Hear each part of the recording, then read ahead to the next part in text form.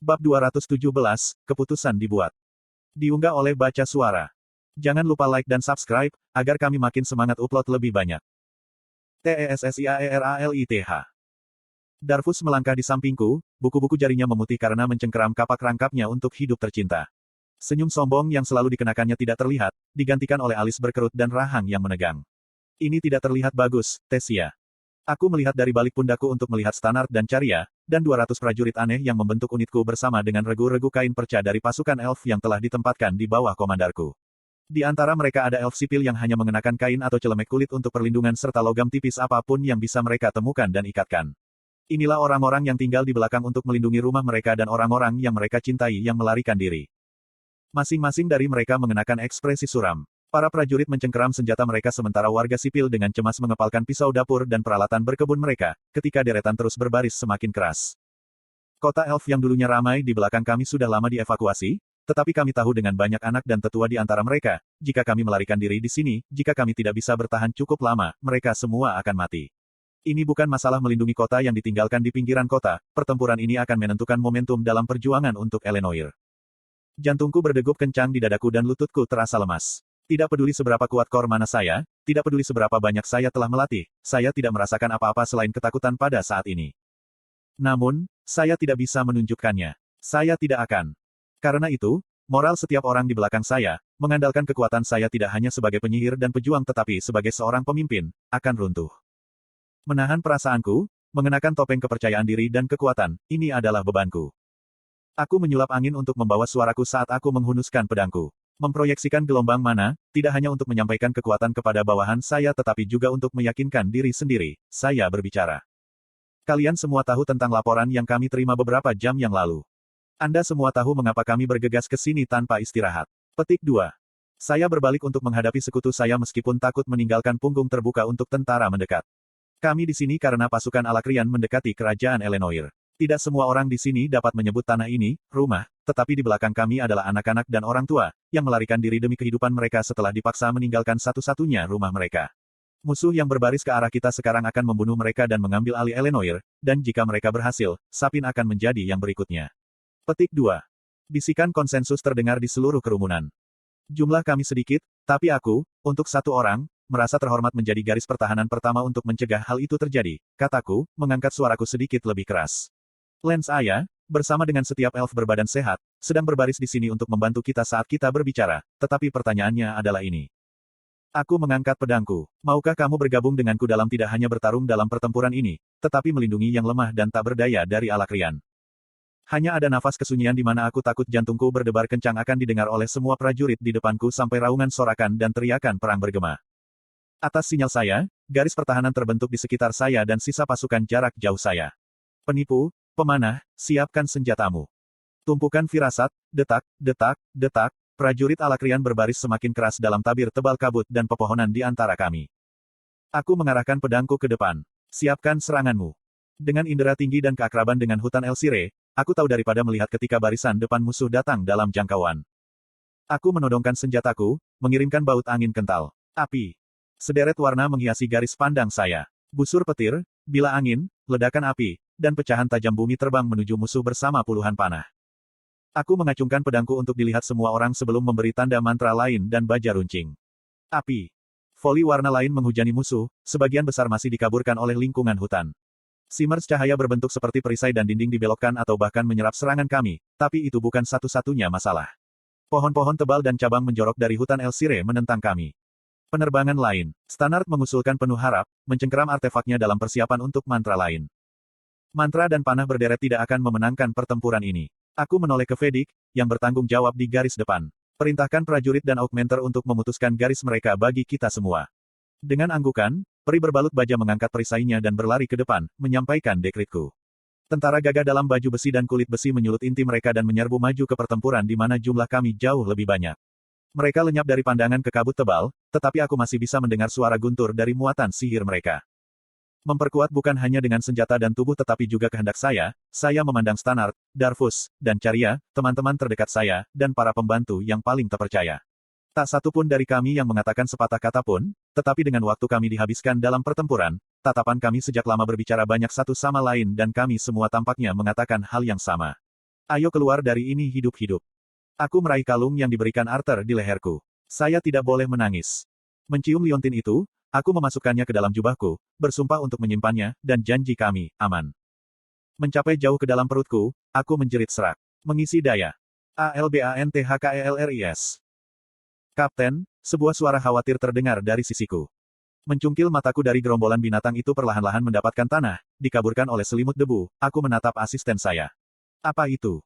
Cinder, lelaki berwatak kencang, yang telah saya latih dan rawat sejak ia masih kecil, menunjuk ke arah tangan saya. Saya sekarang menyadari bahwa pagar yang diperkuat yang dibangun untuk menjaga tentara agar tidak jatuh secara tidak sengaja dari atas tembok telah menjadi bengkok. Menyesuaikan kembali cengkeraman saya memutar kembali ke bentuk semula sebelum melepaskannya. Dengan senyum lembut, asisten saya meletakkan tangan lapis baja di atas tongkat saya. Aku tahu ada dalam darahmu untuk khawatir dan terlalu banyak berpikir, tapi lihat kekacauan yang disebabkan Jenderal Arthur terhadap musuh kita. Kami, bersama dengan semua orang yang diposisikan di tembok, sedang menonton. Dengan seberapa besar pasukan musuh, hampir tidak mungkin untuk melacak di mana tombak muda itu berada di dalam lautan binatang buas mana. Tetapi setiap sekarang dan kemudian, kita akan melihat perubahan kecil yang terjadi di dalam barisan mereka, seperti mur dan baut kecil yang dibatalkan, menyebabkan potongan yang lebih besar menjadi lebih tidak stabil. Aku menghembuskan nafas yang tajam. Aku tahu, Cinder, tapi itu menyakitkan bagiku untuk berdiri di sini memutar-mutar ibu jari saya sementara tombak telah berjuang tanpa lelah selama berjam-jam. Petik 2. Waktu kita akan tiba. Tidak peduli seberapa kuat jenderal itu, dia hanya satu orang. Dia akan membutuhkan dukungan kita segera, asisten saya meyakinkan. Sekarang tolong, Kapten, perluas bahu Anda dan jangan biarkan tentara melihat Anda goyah. Sejak kapan kamu menjadi dewasa? Aku menggoda, memukul punggung Cinder dan nyaris melemparkannya ke tepi tembok. Para prajurit di sekitar kami tertawa melihat pertunjukan kecil kami. Cinder, hampir terbunuh oleh kaptennya sendiri, tidak begitu terhibur tetapi ekspresinya melunak setelah memperhatikan suasana yang meringankan. Saya terus berkeliling, berjalan sepanjang tembok untuk memastikan semuanya ada pada saat pertempuran kami akan dimulai. Itu bukan pekerjaan yang harus dilakukan seorang kapten, tetapi melihat orang-orangku dan mendorong mereka ketika dibutuhkan adalah sesuatu yang membantu saya juga. Prajurit-prajurit yang telah saya latih, ceramah, dan kadang-kadang bahkan berdebat dengan ini, mengandalkan saya, dan pada saat ini ketika kami akan menghadapi pasukan bis yang jauh lebih besar jumlahnya, mereka membutuhkan kehadiran saya. Iklan. Wes, aku tidak melihatmu gemetaran, kan? Saya memanggil tukang sulap setengah baya yang memegang tongkatnya. Menepuk pundaknya, aku tersenyum padanya. Setelah pertarungan ini, mari minta istrimu menjadikan kami salah satu dari kue pai yang kumuh, oke? Sang penyihir mengeluarkan tawa, tubuhnya tampak santai. Seperti halnya kamu memikirkan makanan pada saat seperti ini, Kapten. Baiklah, Maril akan senang mengetahui bahwa Anda sangat menyukai painya. Petik 2. Aku memberinya kedipan sebelum melanjutkan perjalananku. Itu tidak banyak, melambai di sini, bercanda di sana, membuat rencana untuk masa depan, apapun untuk mengeluarkan kepala prajurit dari lubang hitam yang disebabkan oleh pertempuran yang membayang. Saat itulah aku melihat adik perempuan Jenderal Arthur. Eleanor adalah namanya, jika aku tidak salah. Gadis kecil itu sulit untuk diperhatikan dengan binatang mana besar di sampingnya.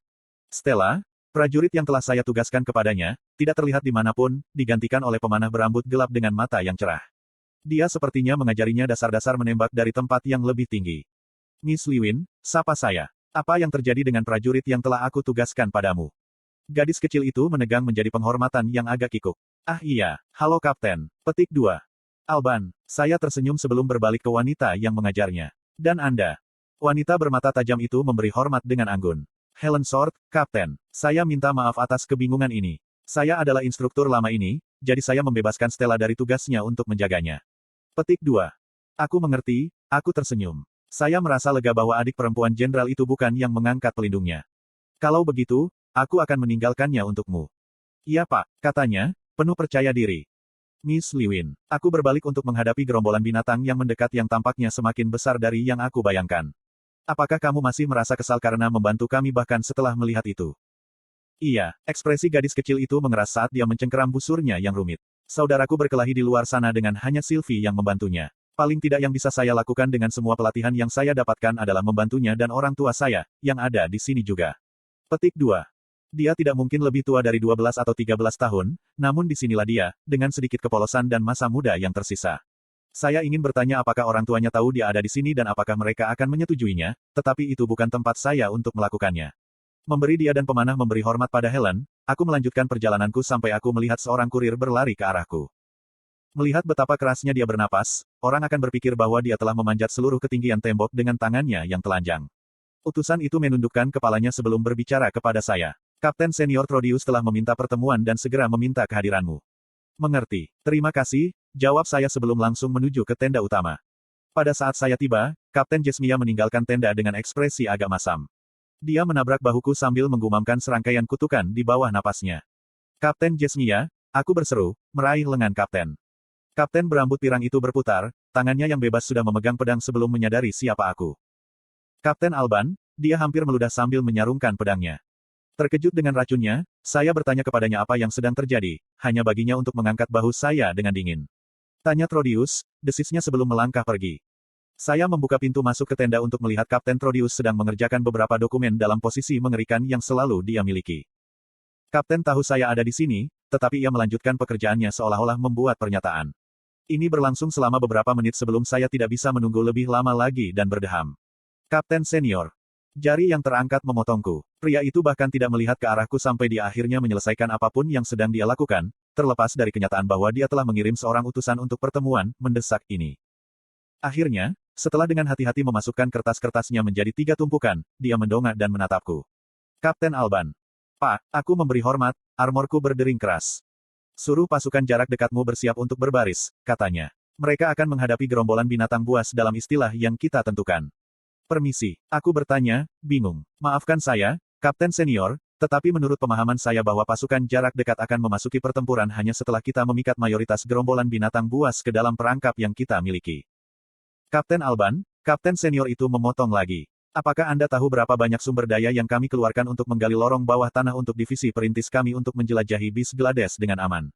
Saya tidak akan sejauh menimbang nilai kehidupan antara upaya yang dihabiskan di benteng ini, tetapi hanya menyadari bahwa itu tidak masuk akal secara logis untuk meledakkan rute bawah tanah. Petik 2. Tapi, Tuan, saya mengambil satu langkah ke depan hanya untuk bertemu dengan tatapan menyala dari Trodius.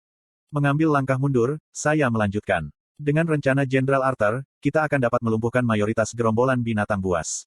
Ini akan memberi pasukan jarak dekat kita peluang yang jauh lebih baik untuk. Seperti yang telah saya nyatakan sebelumnya, Kapten Alban, saya tidak akan sampai sejauh menimbang nilai kehidupan. Kapten Senior membiarkan kalimatnya keluar, membiarkan saya tahu bahwa itulah yang dia lakukan. Selain itu, tombak itu mengatakannya sendiri, itu hanya saran. Saya tidak mengatakan apa-apa pada pertemuan itu karena menghormati posisinya, tetapi dia hanyalah seorang bocah lelaki yang tidak tahu apa-apa tentang perang. Adalah kepentingan terbaik Anda untuk menyadari hal itu juga. Petik 2. Mengepalkan tinjuku ke belakang, aku berdiri diam.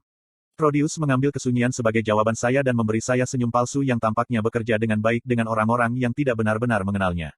Baik, maka kita akan memiliki pasukan jarak dekat Anda segera maju. Anda dan pasukan Anda akan melakukan apapun untuk menahan Anda sampai pasukan Jesmia diperintahkan untuk datang di sekitar sisi untuk membantu Anda. Pada saat itu, para pemanah dan penyihir dalam posisi akan berada dalam jangkauan untuk menembak secara bebas di garis belakang mereka. Petik 2. Sambil menggertakkan gigiku karena marah, aku nyaris tidak bisa menanggapi dengan anggukan sebelum berbalik untuk pergi.